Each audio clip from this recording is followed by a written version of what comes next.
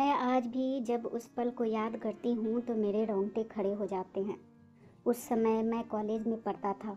पिताजी ने मुझे ठीक से पढ़ने के लिए एक ऐसी जगह में रख दिया था जो शहर में होते हुए भी बिल्कुल एकांत था।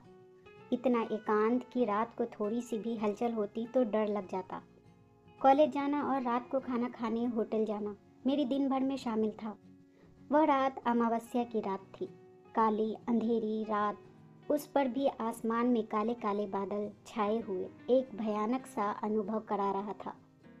सचमुच एक भयानक माहौल पैदा कर रहा था।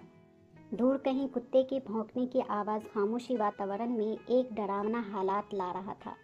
बिल्ली और झिंगूर की आवाज़ें इतनी भयानक ज्ञान हो रही थी कि लगता था अब प्राण निकल जाएंगे। दिल की धड़कन बढ़ चुकी थी। दिल धक धार धार बज रहा था। इस नाजुक वक्त में कोई भी सहारा नजर नहीं आ रहा था। भूख के मारे पेट में चूहे कूद रहे थे।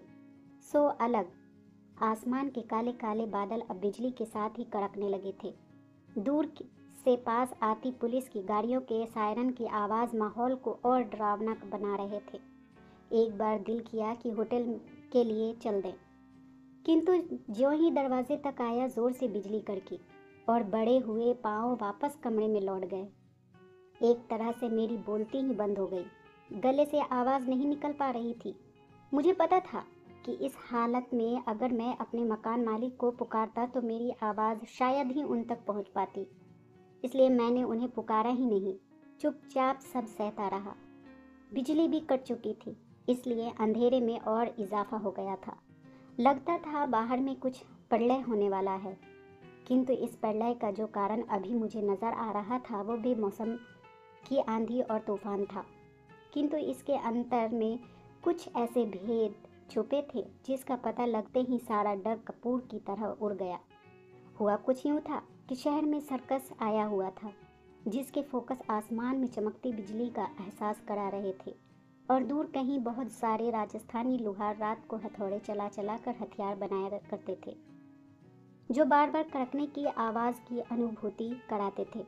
कुत्ते और बिल्लियों की आवाज़ें वैसे तो रोज़ आती ही रहती है, तो ऐसा कुछ नया नहीं था जिससे इतने खौफनाक हालात की जानकारी हो, पर मेरे आंखों के सामने हो तो यही रहा था।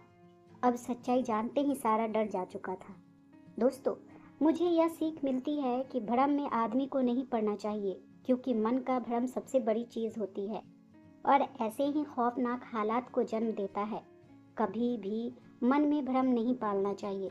यह सीख मिली है कि भ्रम में आदमी को नहीं पड़ना चाहिए, क्योंकि मन का भ्रम सबसे बड़ी चीज़ होती है और ऐसे ही खौफनाक हालात को जन्म देता है। कभी भी मन में भ्रम नहीं पालना चाहिए। दोस्तों, आपको ये कहानी कैसी लगी हमें कमेंट में ज़रूर बताएं। प्लीज़ चैनल को लाइक और सब्सक्राइब ज़रूर कर दें। एक नई कहानी के साथ मैं आपसे फिर मिलूंगी।